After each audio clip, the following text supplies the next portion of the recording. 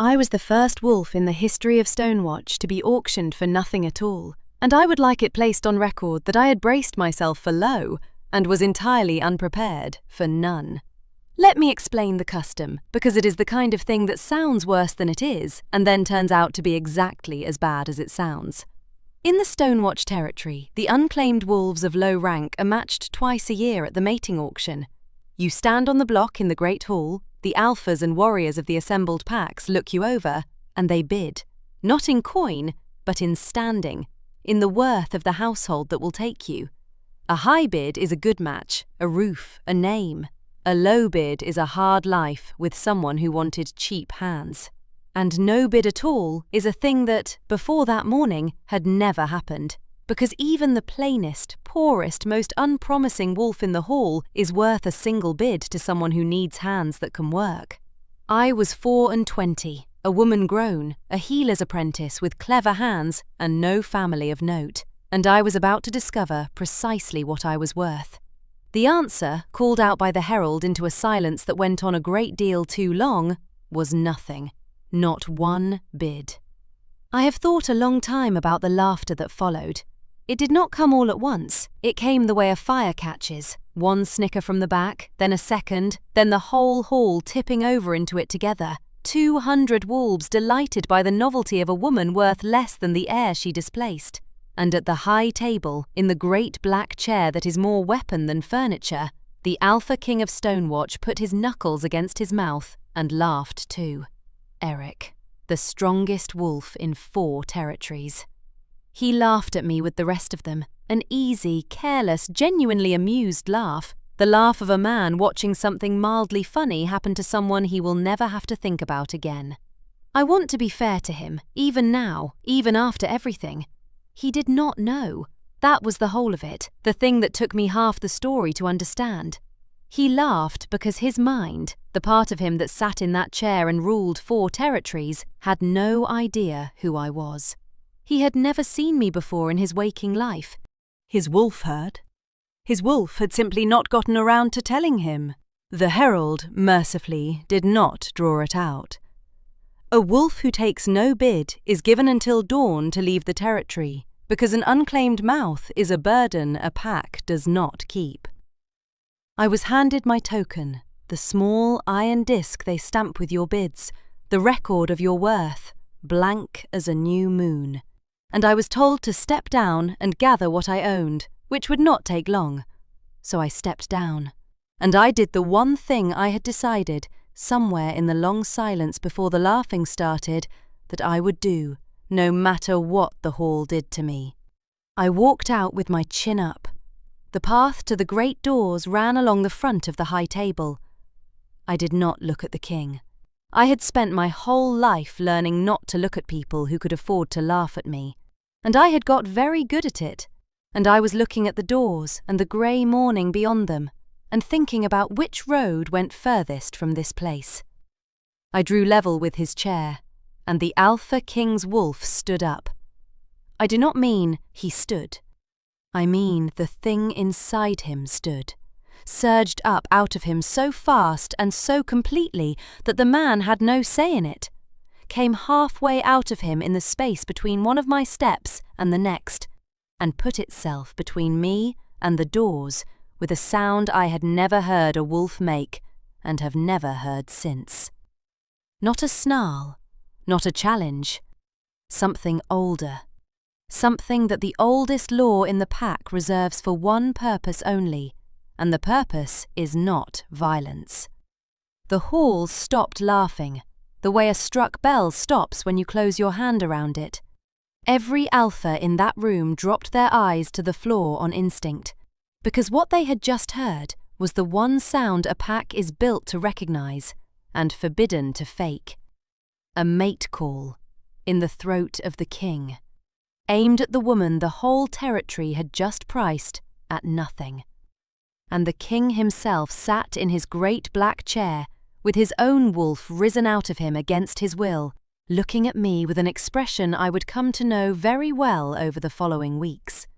It was the expression of a man who has just watched his own hand do something his mind did not authorize, and is now waiting, with mounting horror, to find out what it intends to do next. I would like to tell you I said something devastating. What I actually said, into the ringing silence of 200 wolves who had been laughing at me 4 heartbeats earlier, was, "I have until dawn, my king. I will not take up more of it than I must." And I kept walking. Past the risen wolf, past the table, out the great doors into the grey morning, with the blank token closed in my fist, and my heart doing something I refused to give a name to. I made it as far as the gate before they caught me. It was not the king who sent them. I learned that later, and it matters. It was Lady Ingrid, the mistress of the auctions, who had run the matching of low wolves in Stonewatch for 11 years, and did not intend to have 11 years of careful work undone by an animal's bad manners. Her men brought me back not to the block, and not to the road, but to the king's library, which told me, even then, that the situation had gotten away from everyone who was supposed to be in charge of it. Here is what I had not known, standing on that block. A claim is not made by a wolf. It is made by a king, in words, before witnesses, with a price entered against a token. What had happened in the hall was not a claim. It was a wolf doing something a wolf is not permitted to do without the man it belongs to agreeing. And the man had not agreed, had not said one word, had sat there appalled. So in the eyes of the law, nothing had happened. My token was still blank. I had still taken no bid. And a wolf who takes no bid leaves at dawn.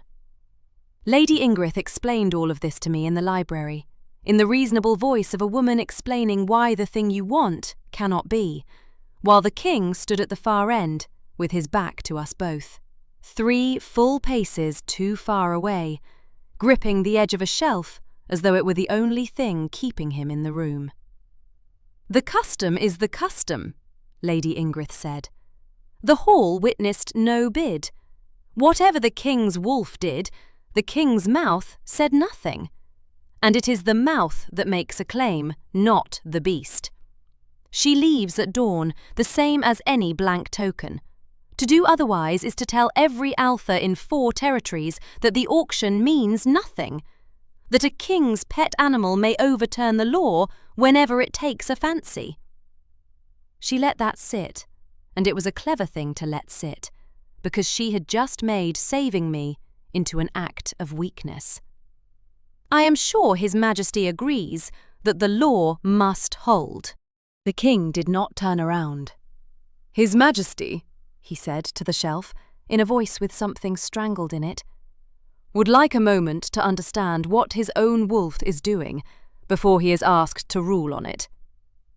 It was the most honest thing I had ever heard a powerful man say, and I think it was the moment, though I did not know it yet, that I stopped being able to simply hate him. Lady Ingrid set the dawn deadline anyway. She had the law, and the council nodded along to the law, and a king who cannot explain his own beast is in a poor position to argue against the custom his beast just broke. She very nearly had it. A road at dawn, a blank token, and the inconvenient woman walked quietly out of Stonewatch and out of the king's strange orbit forever, and 11 years of careful matching left undisturbed. What Lady Ingrid did not account for was that the inconvenient woman was a healer, and a healer goes into every house in the hold, and a woman who goes into every house hears things. I had heard, that very season, 2 men in the lower kennels speaking low about how Lady Ingrid had let it be known, quietly, that any household bidding on the healer's apprentice would find its grain levy reviewed and its standing questioned. I had thought at the time that it was simply that no one wanted me. It had not occurred to me, until I stood in that library, that someone had gone to a great deal of trouble to make certain no one could. They kept me in the hold that day, rather than turn me out early, because the king had asked for time, and a king's request bends even Lady Ingrid's schedule by a few hours. I was given a corner of the kitchens and told to stay out of the way, which I was very good at. I was not, it turned out, going to be permitted to stay out of the way, because the king's wolf had not finished. I will try to describe the next days plainly, though plainly is difficult, because what the most powerful wolf in 4 territories spent those days doing was, by any honest measure, ridiculous. His wolf followed me, not the man. The man kept his 3 paces and his strangled dignity, and ruled his territory, and pretended, with the grim determination of someone bailing a sinking boat, that nothing was wrong. But the wolf, the thing in him that had stood up in the hall, would not settle. When I crossed the yard, he would find a reason to be in the yard. When the kitchen door let in a draught and I shivered, I looked up to find the king standing in the doorway, with the expression of a man who has walked into a room and cannot now recall why. And the door, somehow, was closed. When Lady Ingrid's steward came to confirm I would be gone at dawn, the king happened to be passing, and happened to stop, and happened to find a great many questions about the steward's other duties that needed answering immediately and at length, until the steward forgot what he had come to say. The man was mortified. I want that understood. He was not courting me. He had no idea he was doing any of it. His wolf had decided, and his wolf outranked him. And the king of Stonewatch was being dragged around his own fortress by an animal he could not reason with, in front of a court that had never once, in living memory, seen him lose an argument with anyone, and was now watching him lose every argument with himself. By the 3rd day, the hold had stopped pretending not to watch. Gunnar, the beater, took to finding errands that carried him past whatever room I was in, purely so that he could observe his king observe me, and then arrange his face into the blandest expression a wolf has ever worn. Twice I caught warriors in the gallery laying small wagers on how long the king could stand in a doorway before he recalled that he had come there to do something other than watch the healer mend shirts.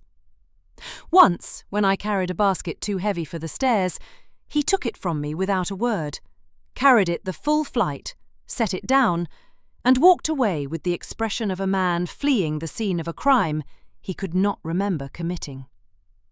He had forbidden the court to speak of the auction.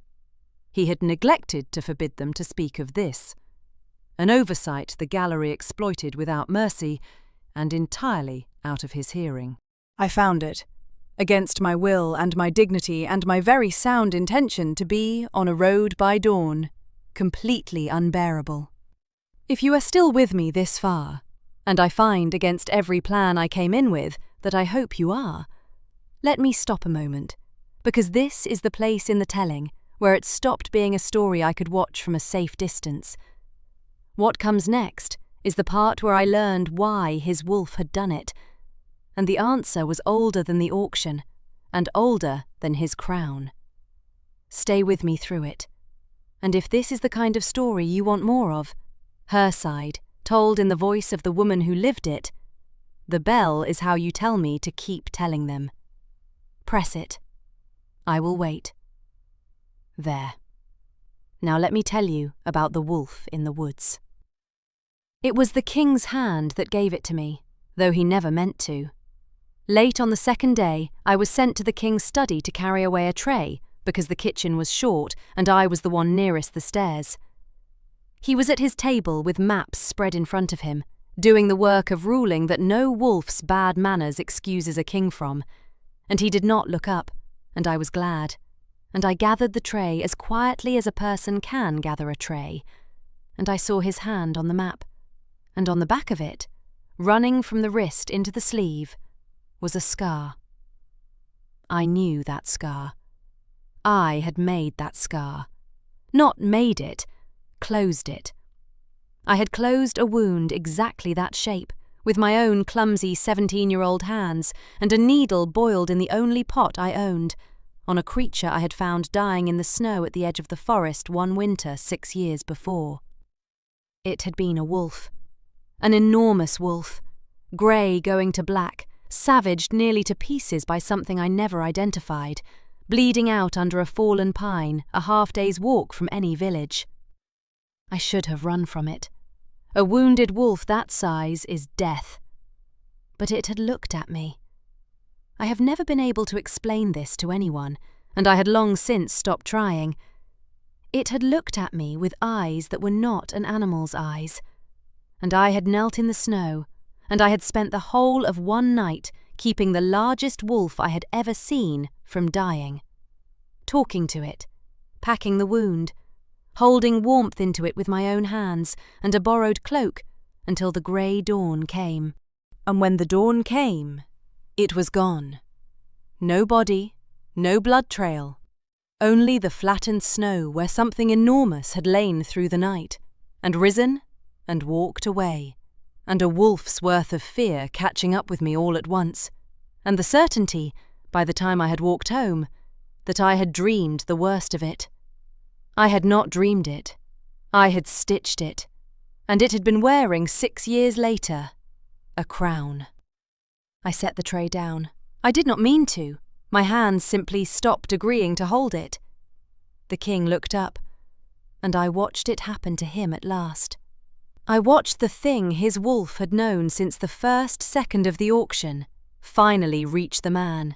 Watched his eyes go from the dropped tray to my face to, I think, some scent or some certainty I will never have access to, and watched the careless, territory-ruling composure go out of him like a snuffed lamp. "It was you," he said, not a question. "In the snow. The winter the eastern packs broke the truce and left me for dead in the high forest." His hand had gone to the scar without his telling it to. I was learning that most of what his hands did, they did without his telling them to. "My wolf has been looking for that scent for 6 years. I never knew whose it was. I thought I had dreamed the worst of it." "So did I said. "You saved my life," he said, "before I was king, before I was anything worth saving. You knelt in the snow for a dying animal, and you asked it for nothing, and then you walked away before it could thank you. And my wolf has never once forgiven me for not finding you." He stopped. The next part cost him. I saw it cost him. "I laughed at you in that hall. The woman who kept me alive in the snow. And I sat in my chair and laughed, because the only part of me that ever knew you was the part I do not let speak."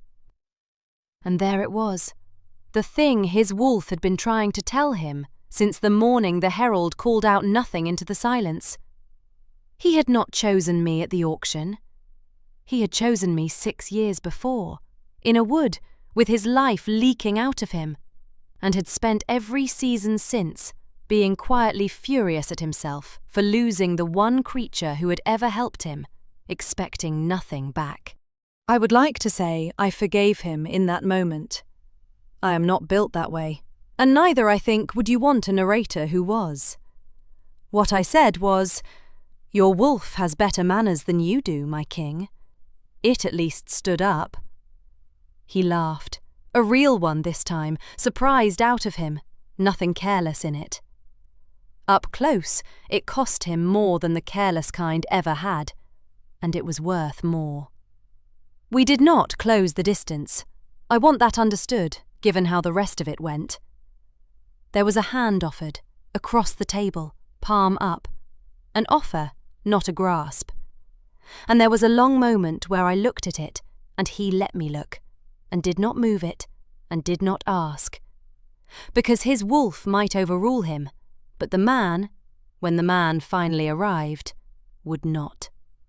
The choosing was mine. I did not take his hand. Not because I did not want to, because I had a blank token in my pocket, and a road to walk at dawn, and I would not be claimed out of guilt or debt or an animal's 6-year longing. If he wanted me, the man would have to want me where the wolf had, out loud, at cost, in front of the hall that had laughed. I had been worth nothing to that room once. I did not intend to be worth a king's embarrassment now. I intended to be worth the truth, or nothing at all.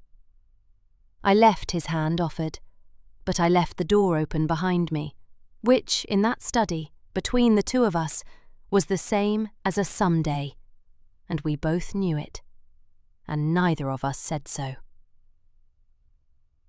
Lady Ingrid moved before dawn. She was cleverer than the king, in the narrow way that frightened people often are. She understood, watching his wolf drag him around the fortress, that if she waited for the dawn deadline, he would find some way to break his own custom and keep me, and that the longer I stayed, the worse her position grew. So she did not wait for dawn. She came for me in the dark before it, with her steward and 4 of the territory's warriors, and a writ in her hand that said the blank token must be enforced. And she meant to have me on the road and a half-day gone before the king woke to argue. I will give her this. She nearly did it. They had me out of the kitchen corner and into the cold yard, with the writ read and a warrior's grip on each of my arms before the hold had stirred, and the gate was opening, and the grey was just coming up over the eastern wall. And there is a version of that morning where it simply worked, where I walked out of Stonewatch a blank token in the half-light, and the king woke to an empty kitchen and a writ correctly served, and nothing he could lawfully undo. But I was a healer, and a healer is not a soft thing, whatever the auctions decide she is worth. I did not go quietly to the road. I planted my feet in Lady Ingrid's yard, and I said, loudly, into the waking dark, the thing I had been holding since the lower kennels, that any household that had bid on me would have had its grain levy reviewed and its standing questioned, that she had bought my 0 with threats, that there had been no honest auction at all, and I named the 2 men who had said it, who were even then coming awake in the kennels and could be asked. A warrior's grip is a strong thing. I bit my own lip through, fighting it, and tasted iron, and did not stop. I called my wolf, and she came, the way she always came, all at once and from too deep, and a yard full of warriors found themselves holding a woman who was abruptly a great deal more than they had been told to expect. And the king's wolf, 3 floors up, behind a closed door, heard mine. He came down into that yard with his crown forgotten, and his wolf riding so close to the surface that the warriors holding me let go before he reached us, because some instincts outrank a writ. He looked at the blood on my mouth, and the warriors stepping back, and Lady Ingrid with her dawn and her paper, and then the King of Stonewatch did the thing that costs a king more than blood. In front of the gathering hold, in the grey of the very dawn that was meant to cast me out, he ended the auction. Not for me. He was careful to say it was not for me, and I loved him a little for the care, because it was true, and it mattered. He said that a custom which let one woman threaten the bids of an entire hall was a custom that had already failed, that the matching of low wolves by the worth of the households that wanted them had made his territory a place where a healer could be priced at nothing by a clever enemy, and that he would not rule such a place. He stripped Lady Ingrid of the office she had held for 11 years on the testimony of 2 men from the kennels, who told it gladly. He declared the auction closed, not delayed, closed, the last one Stonewatch would ever hold, and every visiting alpha in that yard, every lord who relied on the custom to stock his own pack with cheap and grateful hands, understood that the king had just cost them all something, and would do it again. It shocked them. I watched it shock them. You do not often see 4 territories' worth of alphas realize at once that the strongest wolf among them cannot be relied upon to keep the arrangements that suit them. And then he turned to me, with the hold watching, and the custom in pieces, and his standing freshly and deliberately spent. And he did not claim me. He had learned. Instead, he took my blank token out of my own hand, gently, asking with his eyes, waiting until I let it go, and he held it up. The small iron disc stamped with nothing, the record of a worth the hall had set at 0.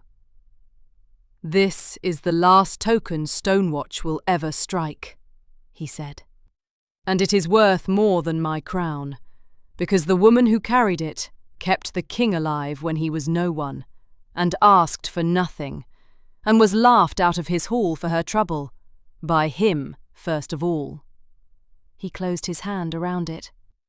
"I will not buy what cannot be bought, but if she will have me, the man, not the beast, the man who was too slow and too proud, and laughed when he should have knelt, I would spend the rest of a long reign earning the bid I failed to make." The yard did not breathe. I let him wait a moment. I had earned the moment. Then I crossed the distance myself, because I had decided in his study that if it ever happened, it would be my choosing and my crossing. And I took the hand he had offered me across a table the night before and never withdrawn. And I told him that his wolf had always had better manners than he did, and that I supposed someone had to teach the man, and that it might as well be the woman he could not afford. The kiss, when it came, was not in that yard.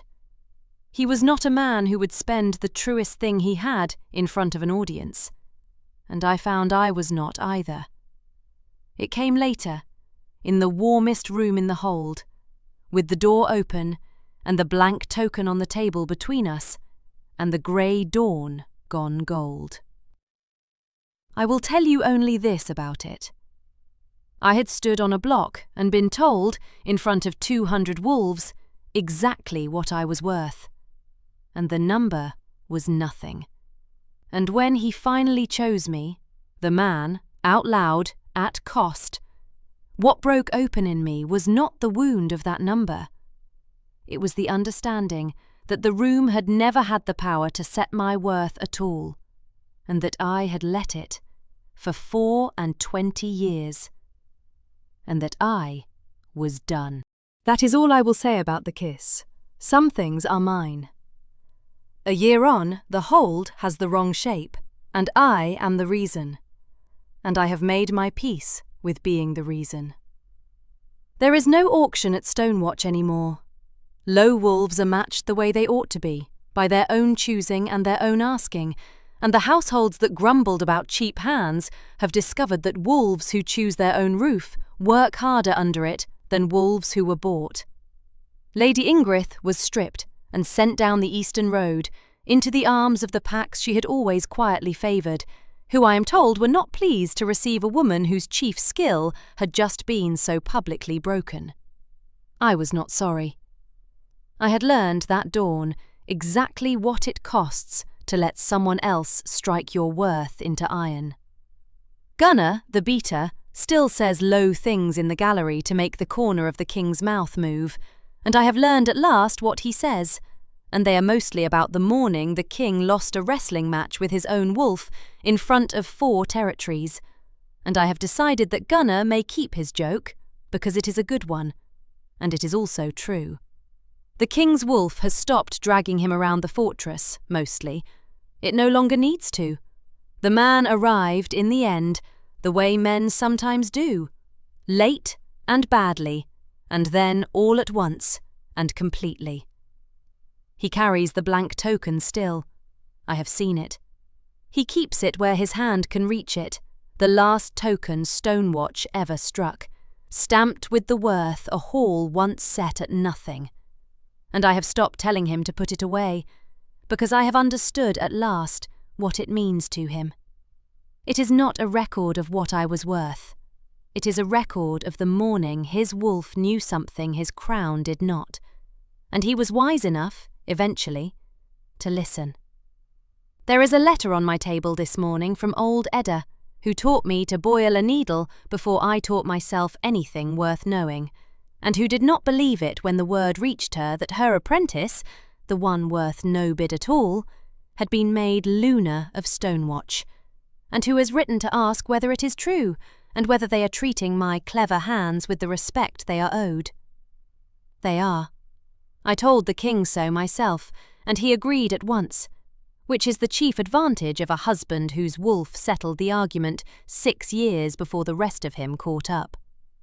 So tell me, before you go, did you know, the moment the hall went silent, that the king would never be able to let me walk through those doors? Or did you think, as I did, that the safest thing a worthless woman can do is keep her chin up and take the road? Stay and tell me in the comments where you are listening from tonight, and what you would have done with a hand offered across a table and a road to walk at dawn.